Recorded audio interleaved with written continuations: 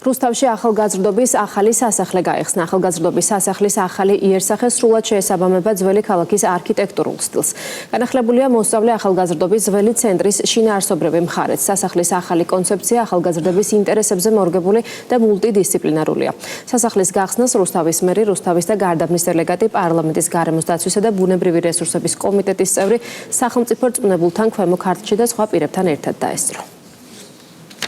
ეს ინფრასტრუქტურა საჭიროებდა რეაბილიტაცია, მოდერნიზაციას და ნულიდან სრულიად ახალი შეიქმნა, არა მხოლოდ ინფრასტრუქტურა, შინაარსობრივად დატვირთული არის ის და აქ შეთავაზებული იქნება რუსთაველი ახალგაზრდებისათვის როგორც სახელოვნებო, საგანმანათლებლო, ისე კულტურულ სფეროში სხვადასხვა წრეები. უაღრესად მნიშვნელოვანი არის ეს რუსთაველებისთვის, რადგან 2000-ზე მეტ ახალგაზრდას შეძლებს არაფორმალური განათლება მიიღოს მულტიფუნქციურ ცენტრში, სადაც სხვადასხვა მნიშვნელობის კლუბები და წრეები იქნება წარმოდგენილი. მადლობა მინდა უთხრა ირაკლი კობახიძეს, ჩვენს პრემიერ-მინისტრს, იმ შესაძლებლობისთვის, რომელიც დღეს ჩვენს ქალაქს აქვს ამ შენობის სახით. ეს არის სრულიად ახალი მოსწავლე ახალგაზრდობის სასახლის შენობა, სადაც უკვე მოგვეცა შესაძლებლობა ახალგაზრდებთან ერთად დაგვეგეგმა ის სერვისები, რომელიც ორიენტირებული იქნება მათ განვითარებაზე, მათ წარმატებაზე და დარწმუნებული ვარ, რომ სწორედ აი ამ ადგილიდან დაიწყება